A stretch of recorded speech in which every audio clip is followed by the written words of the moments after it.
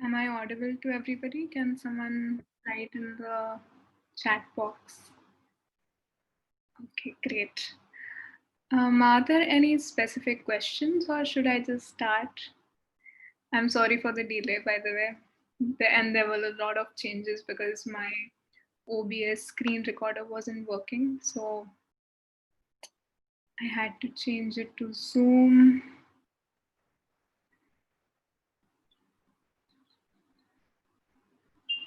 Okay. I think I'm going to start.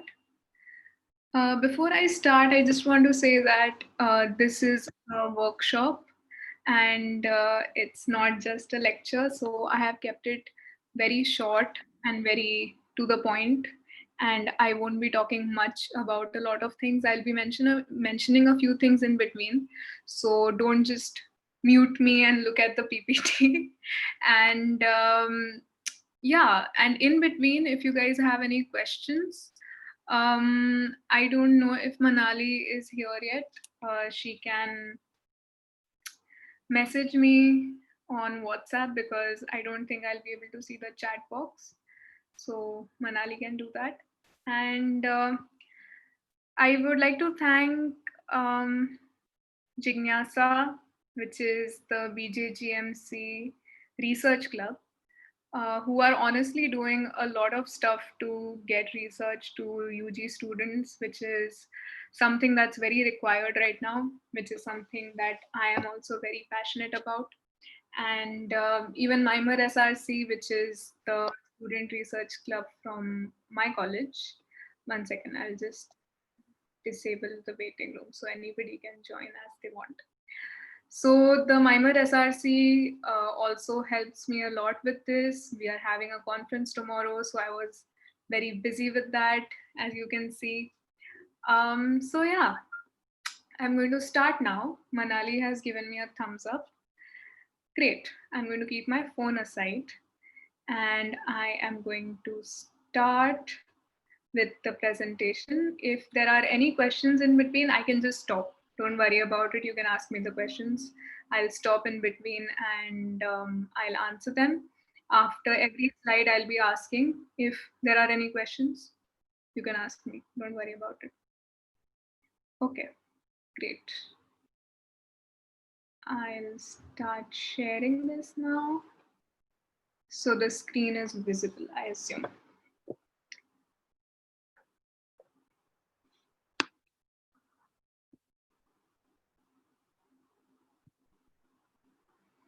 Okay, so welcome again.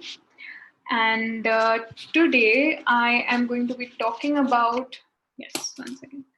Today I'm going to be talking about abstract writing, which is not the next thing that I was supposed to be doing in my UG Research 101 series, but I decided to do this anyway.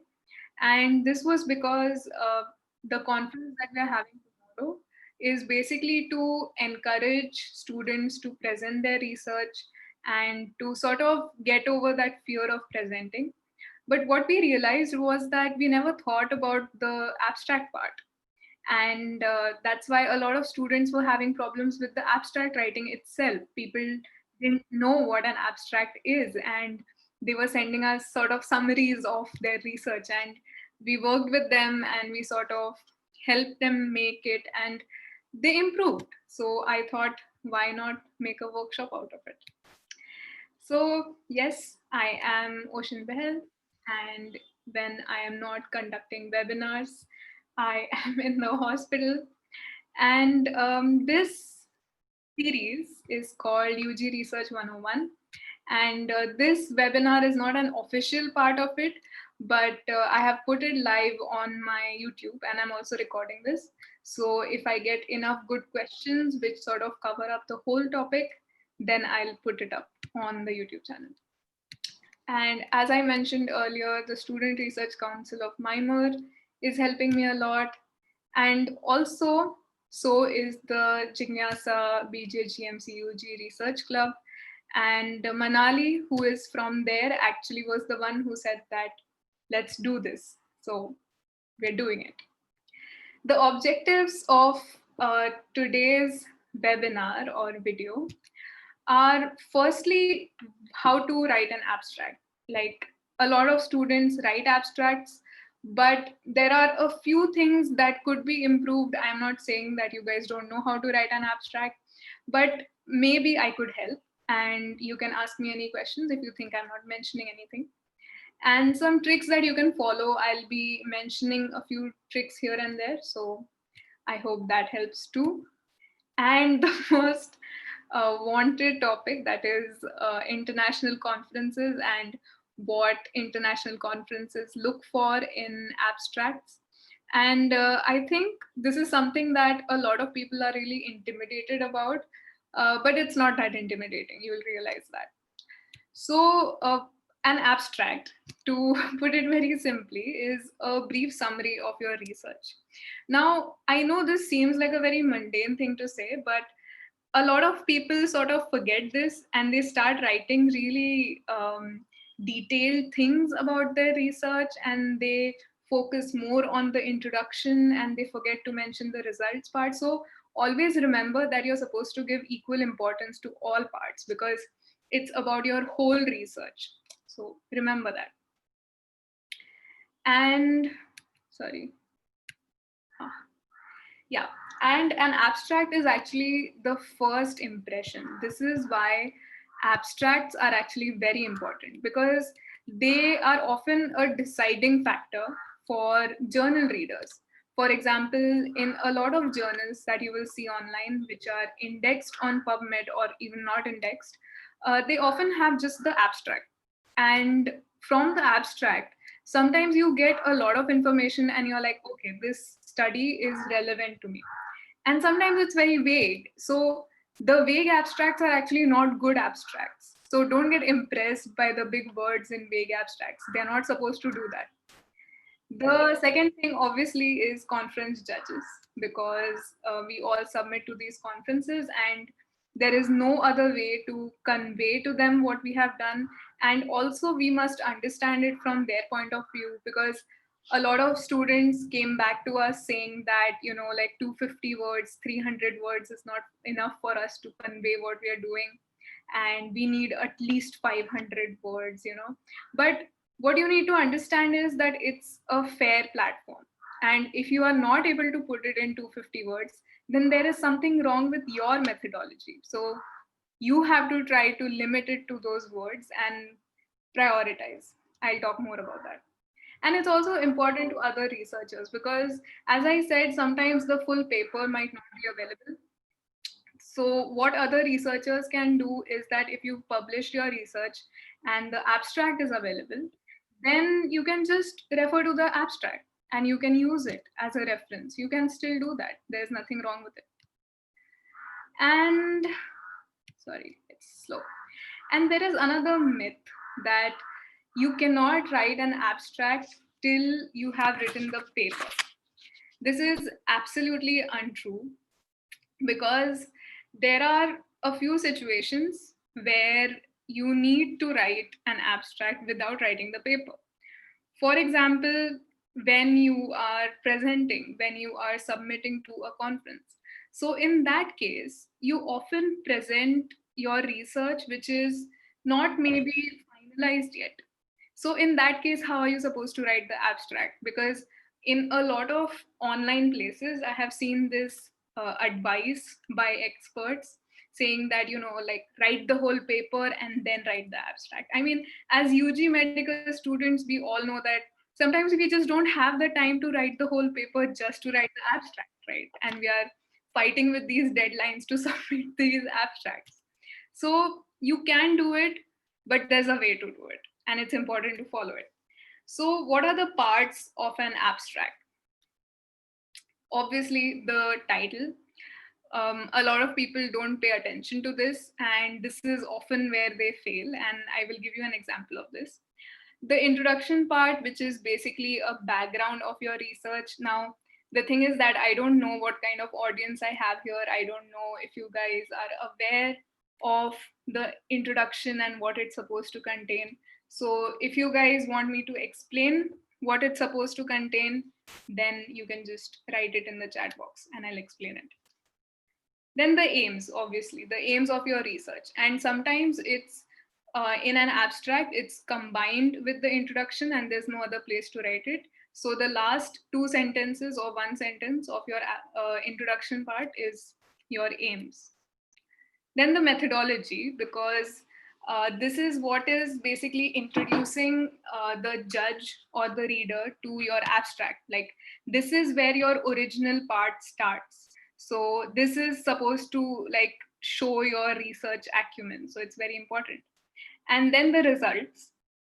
Obviously, this is the favorite part of every UG student because this is where they try to show off all their statistical knowledge, and they try to talk about how many p values they know about. And okay, that's okay, but there are other important things too, you know. And but at the end of the day, the results are definitely important, but don't think that you have to fudge any results to, you know, to match your aims or something like that. Don't think that, because international judges don't pay attention to that. But anyway, we'll come to that. And then the conclusions, obviously, because this sort of is supposed to match with your aims. For example, in the abstracts that we had received, very often one of the comments that we got from our jury, which consisted of a lot of experienced researchers from our college, they often were writing the comment that the conclusion is not in line with the aims. What this basically means is that you were aiming to check for something else, and then in the conclusion, you're writing about something completely different that you inferred.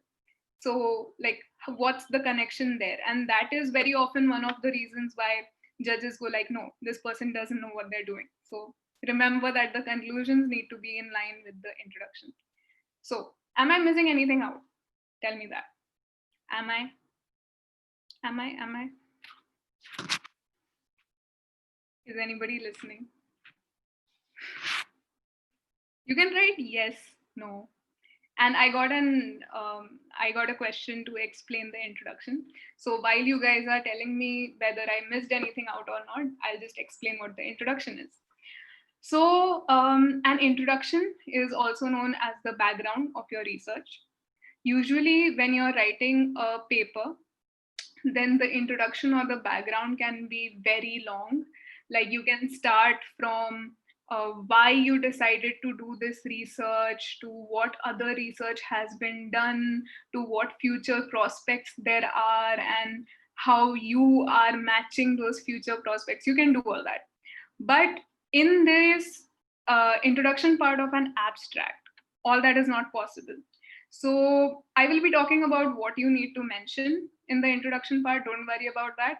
But for anybody who's completely new to the concept of, you know, introduction and background, what it should and must contain is the research question.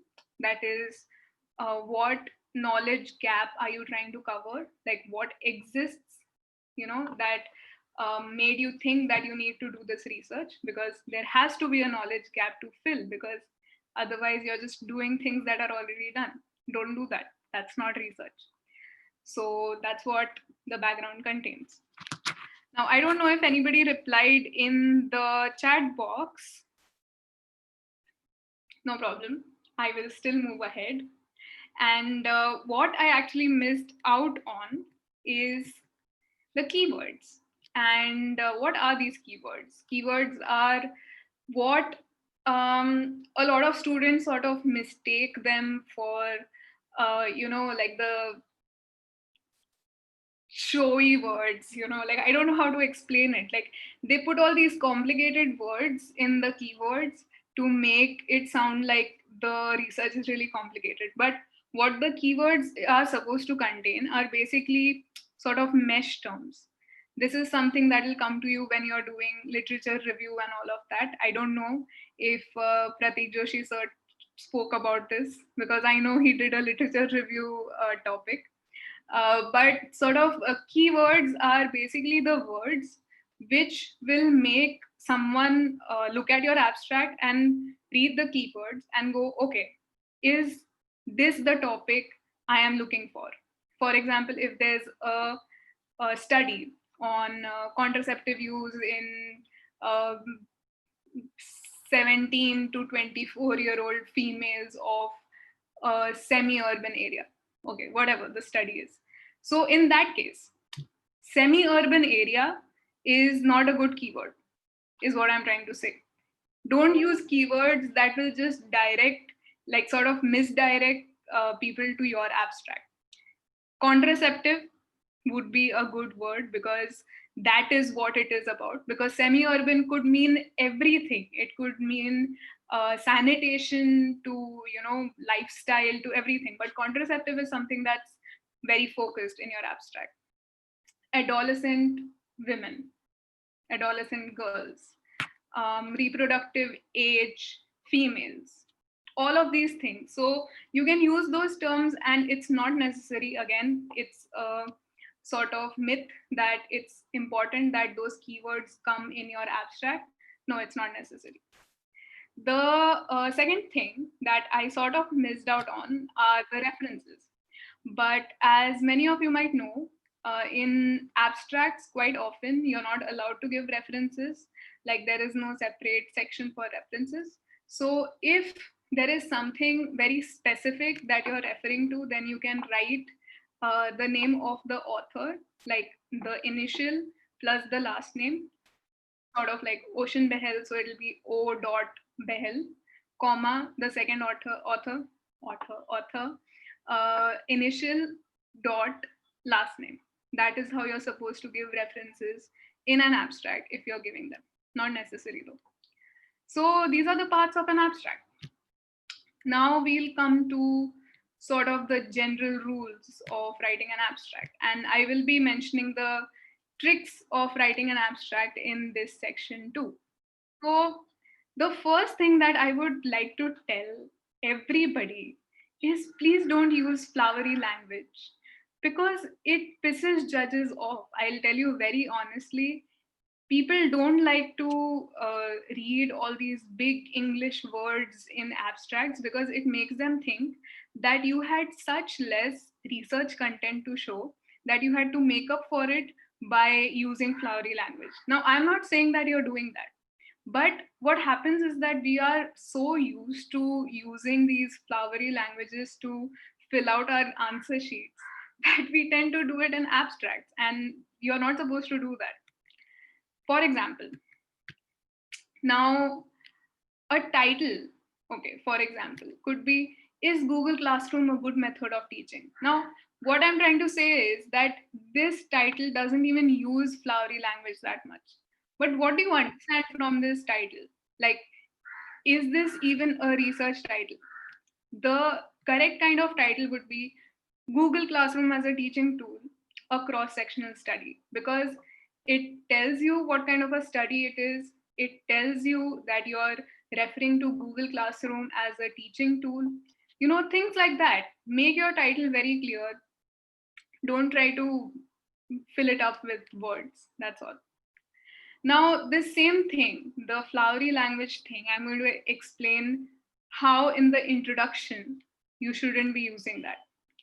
So please don't say things like education is defined as, like I'm referring to the previous title.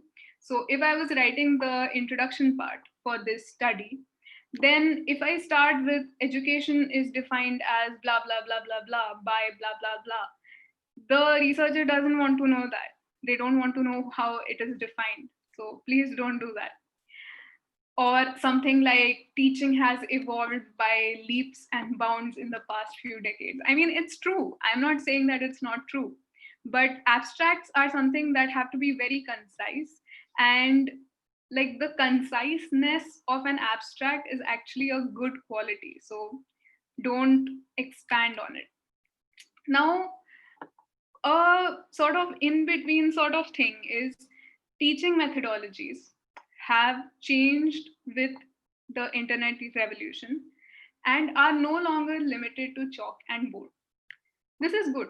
I'm not saying that this is bad, and it's okay to use this kind of language in research, but this is good for a paper, not for an abstract, because if you look at this, then purely line wise, if I go, then I've already taken up 2.5 lines in this. So I'm just eating up words, and then I'm going to run out of words, and while I'm editing it, I'll still not edit it because I have gotten so used to this line as being the starting line. That very often happens to me also. So it's very important to start concise. So a good example would be, teaching methodology has been studied in great detail in the past decade. I'll tell you the reason why I've like highlighted great. However, current teaching methodology shows several drawbacks, including physical presence of students, which is not currently possible because of corona. Thus, we decided to study the Google Classroom methodology of teaching. That's it. That's all your introduction needs to be. And the reason I highlighted the great part was because there is no need for adjectives in abstracts unless they are absolutely essential. So when you're editing, the adjectives will always go first. Just remember that, because a lot of times students are very scared of like taking away these things that show impact, like in great detail. Or if you look at the third line, then show several drawbacks. You can just say they show drawbacks. It won't make much of a difference to the reader. So try to remove adjectives first when you're editing. And the reason this is good, again, is because it's to the point, it is explanative, and it's grammatically right. And grammar is very important in an abstract. Please remember this. If you use wrong grammar, people are going to remove your abstract as it is. So make sure that you use grammatically right stuff. Use stuff like Grammarly, not sponsored or anything, but it's a very good app. So try to put that plugin into your computer. All these little things help a lot. Now, the second thing that I would like to talk about is being repetitive. A lot of students sort of eat up words in the process of saying, this study is blah, and that study happened because of this study. Don't do that. And for example, in the methodology, so we have covered up the introduction part now. We are coming to the methodology part. Here, the sentence, if you look at it, it says, this study was a mixed method study, full stop. In this study, we analyzed data by two methods, qualitative and quantitative. If you look at the sentence as it is, it's not methodologically wrong. I mean, what they're saying is absolutely true. They used a mixed method sort of method to collect data and study data, and it was qualitative and quantitative in nature. If you guys want me to talk about quantitative and qualitative data, I will talk about it. Let me know. A good method to sort of compress this would be to say this was a mixed method study, or this study was mixed method. That is quantitative and qualitative cross-sectional study. Okay, read that sentence again. This study was a mixed method, in brackets, quantitative and qualitative cross-sectional study. Brackets are your friend. Trust me, you don't have to waste words on conjunctions and making relations with words. Use brackets. Don't worry about it. Nobody is going to question your English skills in that. One more way in which this could have gotten shortened was just to say this was a mixed method, blah, blah, blah, cross-sectional study. You don't even have to say this study was a. So right now, all I'm talking about is how to compress your abstract without losing words. Okay. And I know I might be focusing it on a little too much, but that is one of the main things. Okay. Okay, example for qualitative and quantitative. So quantitative basically means almost all of the studies that we do. That is, we collect data from multiple people, and they are basically data points. Okay, every person has a certain data points which are assigned to them, and we analyze them, and we look for any sort of patterns, we look for any sort of correlations between them. Whereas for qualitative, it is more of a personal experience based study, personal experience based study. As in, for quantitative, your method of study might be something like a questionnaire, or like sort of getting their um, disease factors, or talking about any sort of blood enzyme levels, anything basically. But all these are data points, these are not subjective things. But in case of qualitative data, it can be something like a narrative. Okay, for example, you take an interview of someone. People do qualitative studies all the time. In medical field, qualitative studies are not that prevalent, but in psychology, for example, or social sciences, qualitative studies are very important. And a mixed method study sort of helps in rounding it up, because then you're analyzing the data points, but you're also getting a few of the narratives. So it's considered to be a more well rounded study in some cases. So I think that explains it. And yeah, someone just said that the discussion part was missing. But the thing is that in abstracts, discussions are not put. Like, I can tell you that in 99% of the journals, I mean, if it's a journal rule, then of course you need to put the discussion there. But no, in an abstract, discussions are usually not put. Okay, so I think I covered the keeping it short rule. And okay, one second. This is a repeated thing. Yeah. So, in the methodology, some things that I would like you to remember to mention is sampling method, sample number calculation. Please mention this. Don't just talk about, okay, this was this kind of a study, that's it. And then you talk about, okay, our questionnaire was this. But talk about what your sampling method is. Is it stratified? Is it random? Is it purposive, or whatever? Is it convenience sampling? Whatever it is, just mention what it is. Now, I know that a lot of people say that convenience sampling is, useless, but it's not. As long as you're honest about your type of sampling, it is fine. And sample number calculation. What was the method that you used to calculate your sample number? It could be based on previous studies, like in cross-sectional studies. Now, I don't know if I should be talking more about this, because that will make me go into the research methodology part. But this is something that I think people sometimes forget. Also, don't forget to put your questionnaire. Like, what kind of a questionnaire was it? Because all of these things that I'm mentioning here are real judge comments. Like, I have gone through all the comments that judges make in international conferences, in local conferences. And this is something that's often missing from a lot of abstracts. And I think if you mention these, then it means that you know how to write an abstract and you know what information needs to be conveyed. And also mention what you did the analysis using. A lot of people think that this is mundane, but the reason this is important is because if you use certain analysis methods, then it is not possible to get certain results. Okay.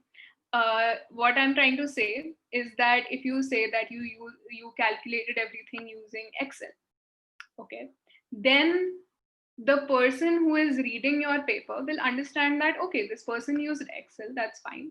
But then if you go into detail by talking about how your some coefficient, like Kramer's coefficient, was so and so, then they'll understand that, okay, maybe you put the data into Excel, but you analyzed it using something else, or a statistician did it for you.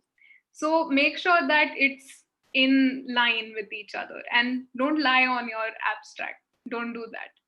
Just be honest about what you're doing in your research. The third thing is prioritize. That is, just now actually I got an email from the student, one of them who is presenting tomorrow, and she told me that my abstract got rejected because it was too long. But I didn't know what else to do because all the results were so important. Now, I mean, every student can say that. So it's not fair then. So it is up to you to decide what you need to mention and what you don't need to mention. So, for example, in results, as I said, right, as I said, don't mention demographic data. It is not important to mention how many exact females of this age took part in this. If you want, and if it is relevant to the results, talk about the mean age, talk about some of the central tendencies, maybe if you'd like, but only if you have those many words remaining. So that's why I'm saying that demographic data, when you're looking at it, then the priority is sort of the lowest. And don't mention all the results. All results are not important. I mean, they're important to you, but think of it from the point of view of a judge who is reading your abstract and deciding whether this abstract is basically worth sharing with the rest of the research community, because that's pretty much what abstracts are. So you need to make sure that the only impactful results are being put into the abstract. So don't put everything. And put only the important results, as I said, and put the p-value only if it is significant. For example, I've seen students writing the thing was insignificant, and then they put in the brackets that the p-value was so and so and the chi-square coefficient was so and so. Why? I don't need to know because it's insignificant and I know that already. So it doesn't matter to me. Then, as I said before, it's very important to edit your research, because I know that to you it might seem that everything is important, but once you start editing, remove adjectives, remove demographic data, remove any sort of flowery language. If you have any sort of repetitions, then what you can actually do is use short forms. Like if you are doing a study on the Glasgow Coma scale, I mean, it's already a pretty commonly used short form. So even if you write GCS and you have just mentioned it once in your title, it should be fine. They'll understand that you're talking about GCS. But there are a few short forms that are not very common. So in that case, what you can do is you can mention it once with the long form and just put it in the bracket. I know a lot of people do this, so I don't even know if people want to hear this. But what you can do is put it in the bracket, like the short form, and then just use that throughout your paper. So what it does is that instead of 4 words, now you're using just 1 word, because all those 4 letters are considered to be 1 word. So tricks.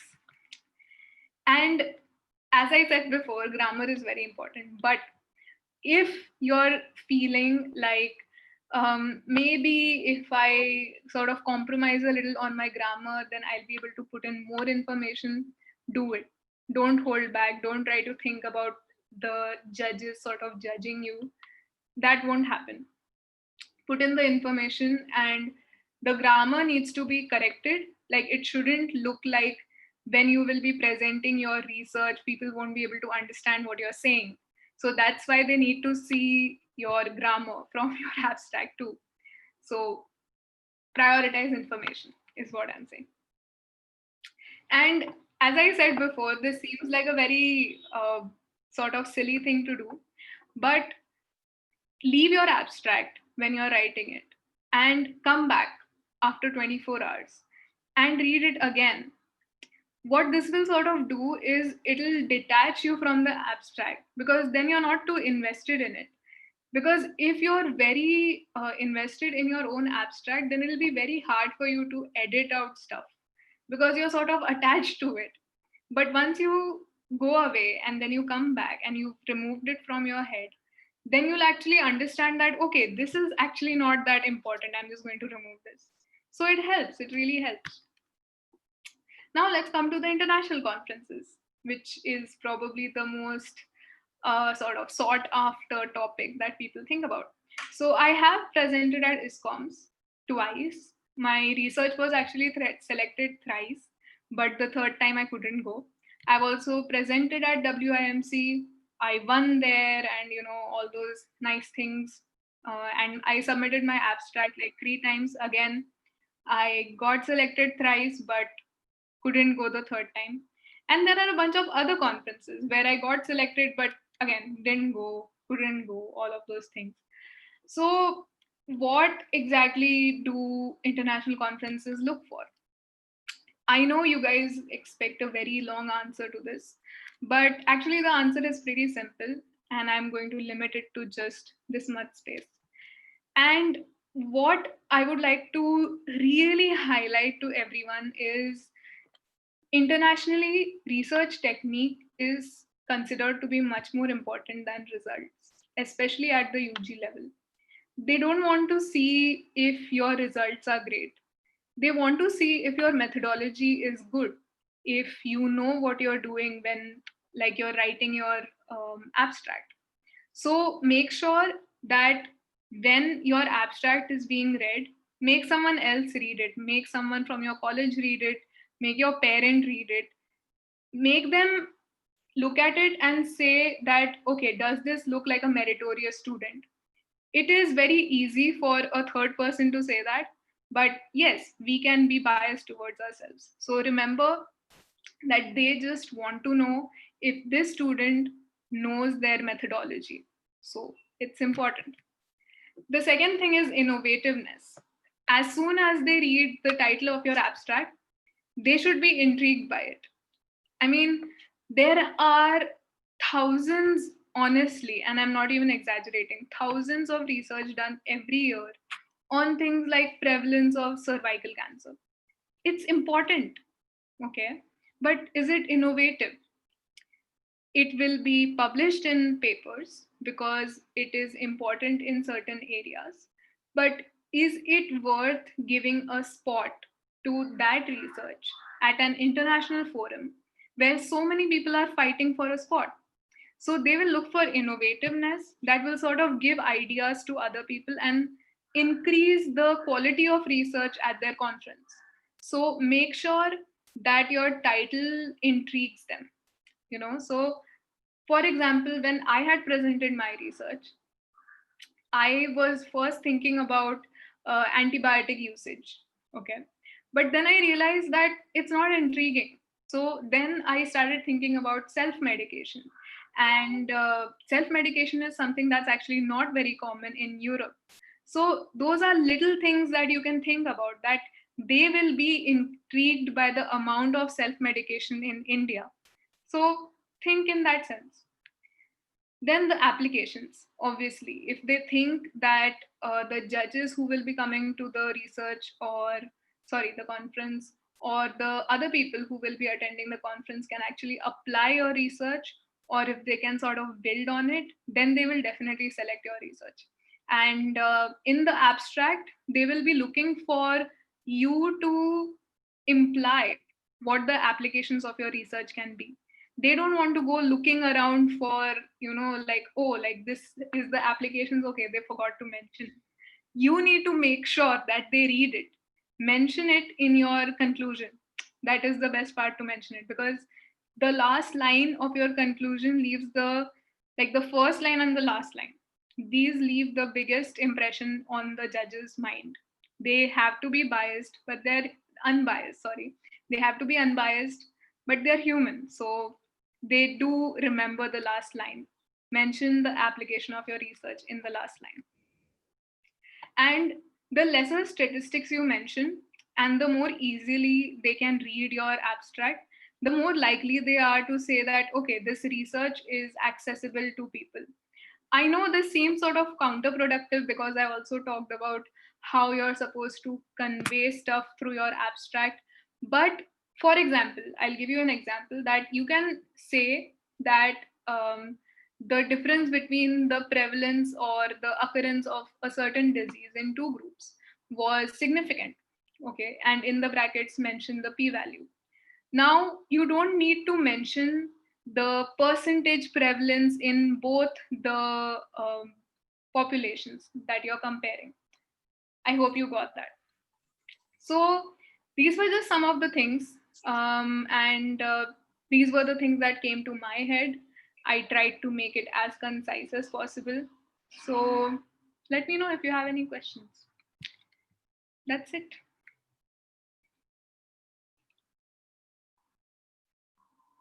One second. I can't find my. Okay, got it. Yes.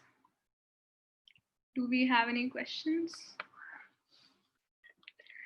Use of KAP studies. Yes, KAP studies are actually very important to them because if it's done in a new population, as in a population whose knowledge, attitudes, practices are not studied that much, then it is important. Trust me. KAP study is what actually got me into ISCOMs the first time. So I cannot say that they are not important. Definitely. Okay, any other questions?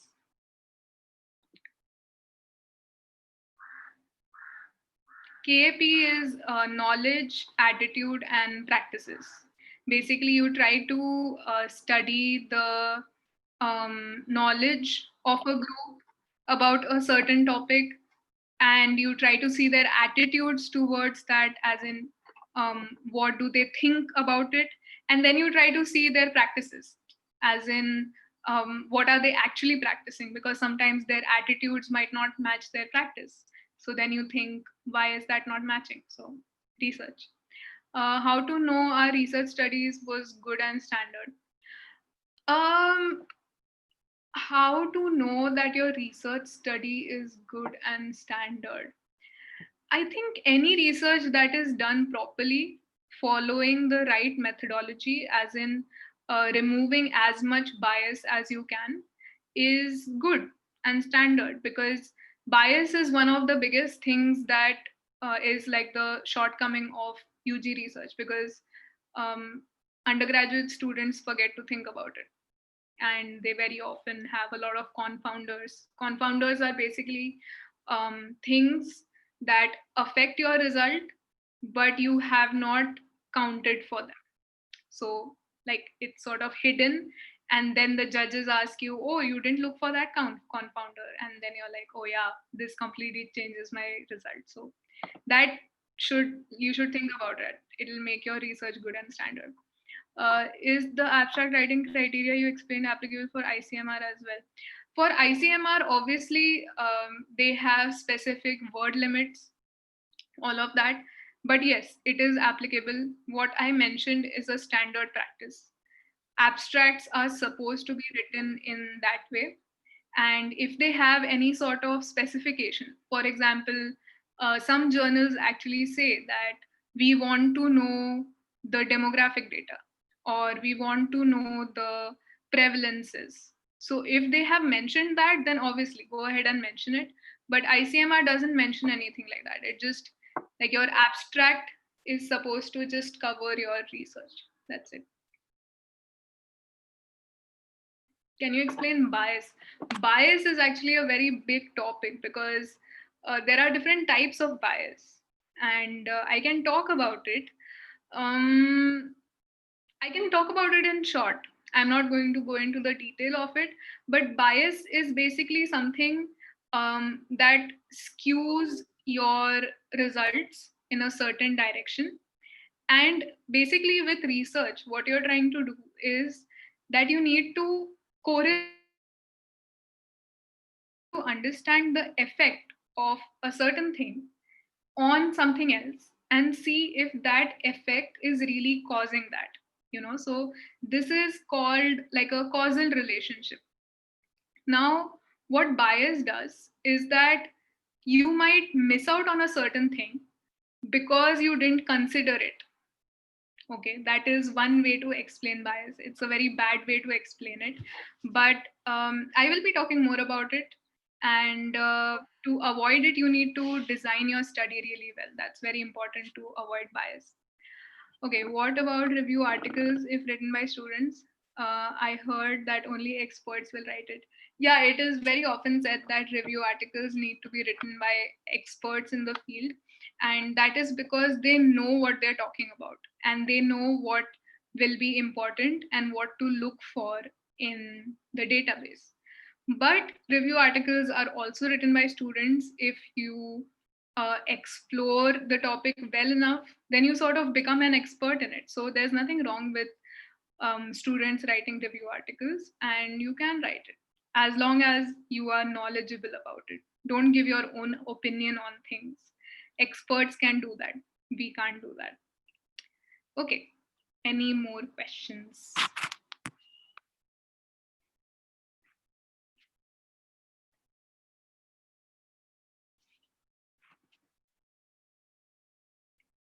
Any comments on paid journals? Paid journals in the sense in which you have to pay to publish or pay to read. And any comments as in I don't get it.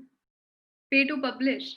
It's okay. Many journals ask you to pay to publish, and there's nothing wrong with it. But that honestly depends on the impact factor of the journal. If the journal has a high enough impact factor, then I think you can consider to pay to publish the research. But I think at a UG level, it's always good to publish in unpaid journals, because that sort of shows that it was chosen on the basis of merit and they didn't pay from you. Okay, how do you publish your work at an undergraduate level? You can publish your work. All you need to do is go online, look for journals. Just type science journals, and the topic of your research will come up. There is no dearth of journals. One second, my internet connection is unstable. Okay. There are a lot of journals on certain topics. For example, I think community medicine itself has maybe more than 100 journals, but you also need to check if it's a reliable journal, because sometimes what journals do is that they just publish everything that comes to them. So the value of any published research in those journals is not very high. There is actually a website where this is talked about. I will mention it to Manali, and like I'll put it up on my story also if you like. I can't remember it. It's very hard to get Scopus or PubMed index journals. Yes, it is hard. Of course, it's hard because there's a reason that it is difficult to publish in PubMed index journals, because the research that is published over there is being read by thousands of doctors all over the world. And as soon as they find any sort of discrepancy, they are going to point it out. And then that journal is going to get a bad name. So those journals are very careful about what they publish. So as an undergraduate, if you try to publish in a PubMed or Scopus Index journal and you get to, then it's amazing. So I don't think you should. Yes, I do have a Scopus indexed research publication. What are the disadvantages of choosing a case control study? Disadvantages, as in every sort of study design has advantages and disadvantages.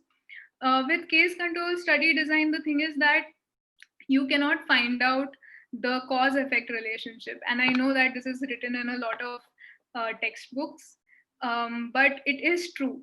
As in, with a prospective cohort, you are sort of trying to read the cause effect relationship, sort of. In case control design, you can only find association. You can't find a cause effect relationship. That is one of the biggest disadvantages of retrospective case control study design. Any other questions? Welcome. Okay. Is there anything else, by the way, that you guys want to know from me? Like, other than this video? I mean, I know I can't answer every question about everything in detail. So, if there is any topic, because I was just thinking about what students would like to see, because I don't want to be one of those professors who just makes videos about what they like. So, you guys can let me know. Um, do Google Doc questionnaire have credibility? They are the only way to get it. Yes, of course, they have credibility, and a lot of good studies are conducted over Google questionnaire, Google form questionnaires. The only problem with Google form questionnaire is how you are distributing it, because then that affects your sampling technique. Try to understand this. If you are asking people, if you're doing sort of like a mental health study, for example, then you need to understand that the people, like the only people who are included in your study were the ones who chose to talk about their mental health. Okay, that is something you need to understand. So this kind of sampling is called a convenience sampling, and what it is that it's not representative of the entire population. And if you guys must have seen like the last video that I had just put up on Wednesday, then I spoke about how important it is for research to be generalized. It's important that it be generalizable. How many papers should we refer to? In what sense? How many papers? There's no limit, and there's no lower limit also. I think enough papers to give sort of a basis for you to choose the research topic and like the background of your research topic. There's no limit to this. A video on methodology would really help. How you choose methodology is actually a very long topic. So I can talk about separate things in separate videos. I can talk about study designs in one video, sampling techniques in one video, inclusion and exclusion criteria. That is also a good topic because it helps in eliminating bias and confounders. Um, and yeah, okay, I'll talk about that. Anyway, we could do research during like ethics. Such a controversial topic, ethics approval, because I personally think that there are certain researches in which if your research methodology is being approved by your guide and you are taking consent from consenting adults and it's just a questionnaire study, then I don't see the point of ethical approval. But what you need to remember is that it's always better to have ethical approval. What you can do is you can sort of tell your institutional ethics committee to hold sort of like a Zoom ethics meeting. You can do that. You can get digital ethical clearance, or at least tell them that you're doing that study. It's always better. mm, Yesterday, don't get demotivated by it, because um, trust me, any research that is presented internationally just seems so intimidating. I mean, my own research, when I had presented it, I was like, wow, I'm such a big shot. But any research, if you present it internationally, it looks intimidating. Trust me. It's when you will do your research, I know the standards seem to be very high, but it's not like they don't choose basic research studies also. Public health is very important to them, but it shouldn't be like you're doing research for the sake of doing research. They hate that, so they won't choose those kind of research studies. Okay, any other questions?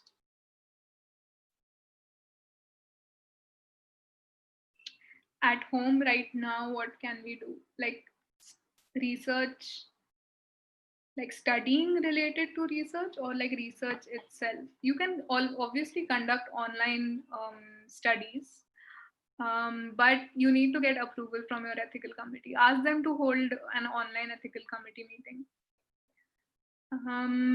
Is there a way of making a generalized study using generalized study? as in like something that can be generalizable.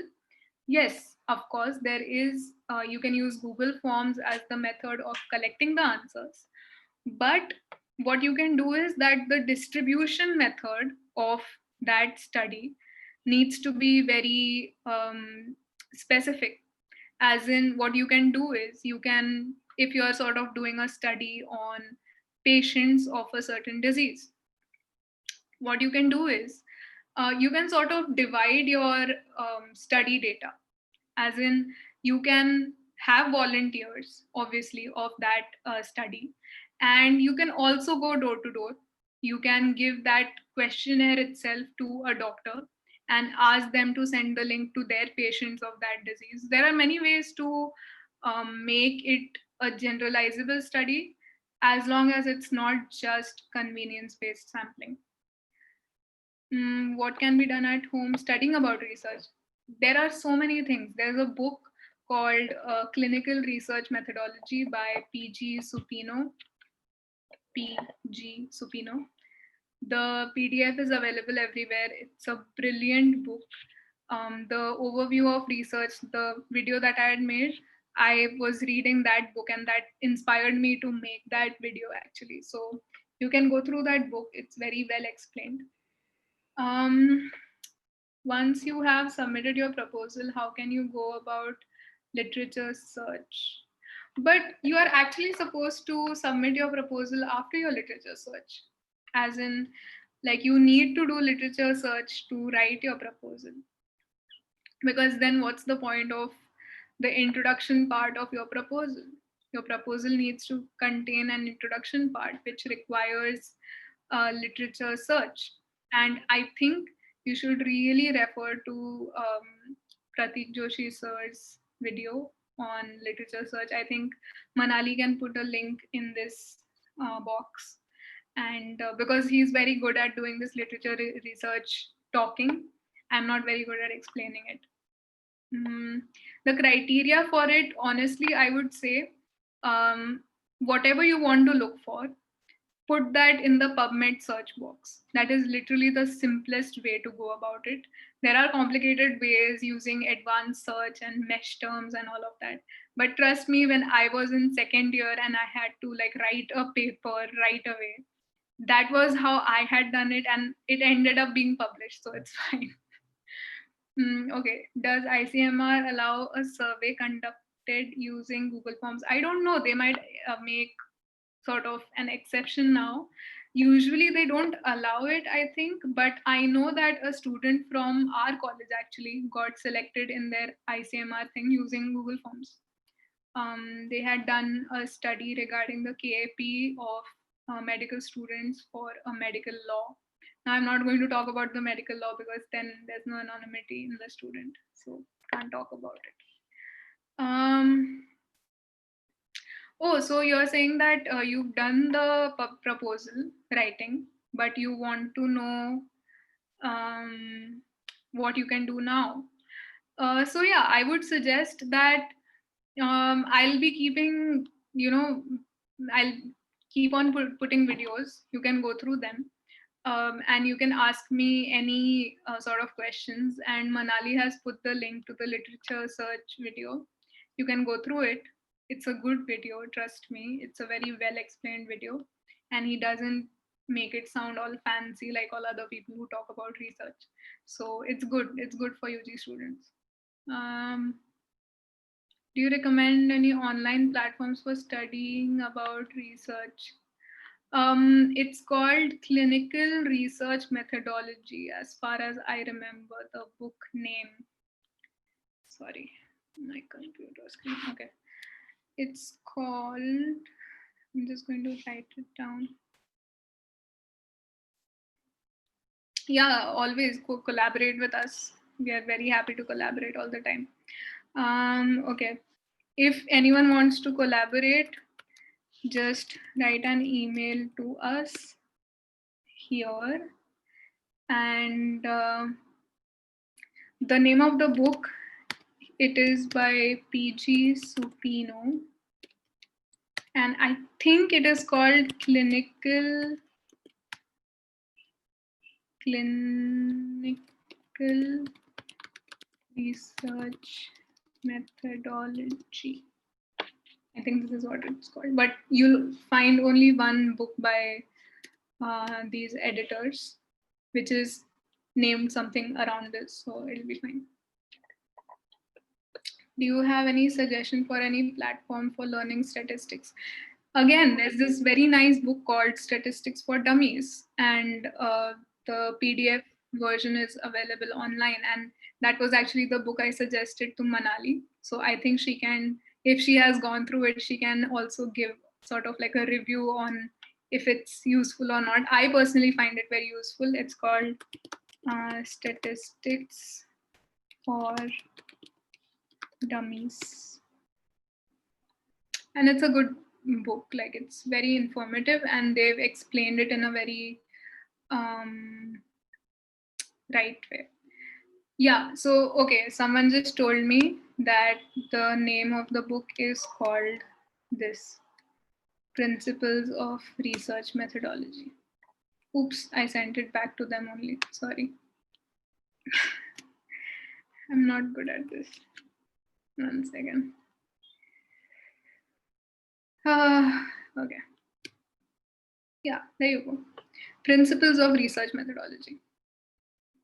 Why do I remember clinical in that? But okay, Principles of Research Methodology.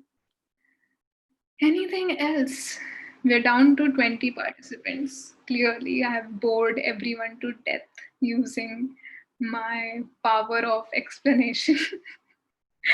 I think it went up to, how many did it go up to? I think it went up to like 32, 33. And then people were like, we don't like this, boring. So yeah, if you have any sort of suggestions and any questions or anything, I'll also give you my personal email ID actually. And you can reach out to me personally too, because this is what I check more often. Oh, some people had network issues. You're just being nice. You're just being nice to not make me feel bad. No, don't worry, it's okay. Always listen.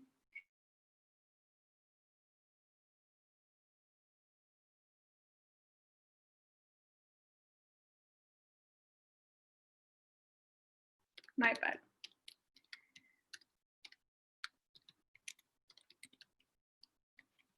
Yeah. And you can reach out to me on Instagram also. I'm quite active over there. Like I keep posting stuff about research and other things. But what is my thing called? Yeah, I think it's still called this. It's Dr. Oshin Behl, like Dr. Oshin Behl. So you'll find me. And yeah, that's it. So if anybody wants anything to do with research, you guys can reach out to Mimer SRC. I've given you the email address. I'll also give the Instagram page. It's actually MIM SRC over there. So it can be a little confusing. So I'll just put it up over here. This is not self-promotion, trust me. I'm just giving you stuff to reach out to, because I know it can be difficult to find stuff like this. So you can reach out on these platforms.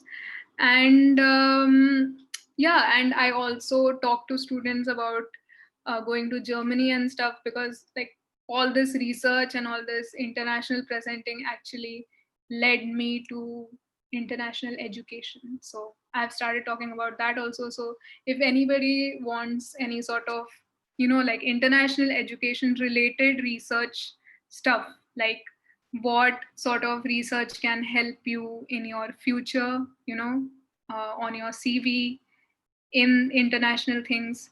So for that, you can actually reach out to me. Oh my God, so many places to reach out to. अरे reach out नहीं करना है, क्यों इतने सारी चीजें कर रहे हो? Sorry, I'm just very sleep deprived. 1 second.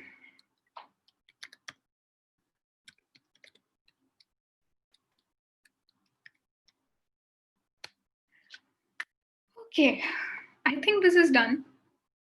I think I'm going to stop boring you guys now. And thank you for tuning in, and thank you for listening to me. And I hope that all of you do some nice research and ask me any questions. Oh wait, besides the topic, I was part of Google, ended up skipping series of lectures and continue on it. Oh, if you skipped it, then I think you should start from where you started skipping it.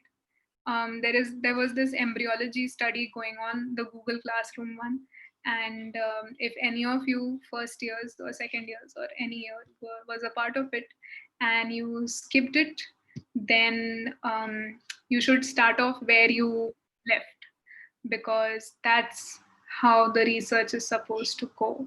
Don't start from in between. Hope this video will be saved. Yes, it will be saved, but I don't know how important it is to people. So, should I post it or not? Tell me, should I post this on my YouTube? Do people want this? Yes. Okay. Okay. I'll do it. I don't mind. I'm not choosy about the content I put on YouTube. So, okay, I'm going to put this on YouTube, and I just hope it wasn't too long for anyone. And thank you again. Adios. Bye bye.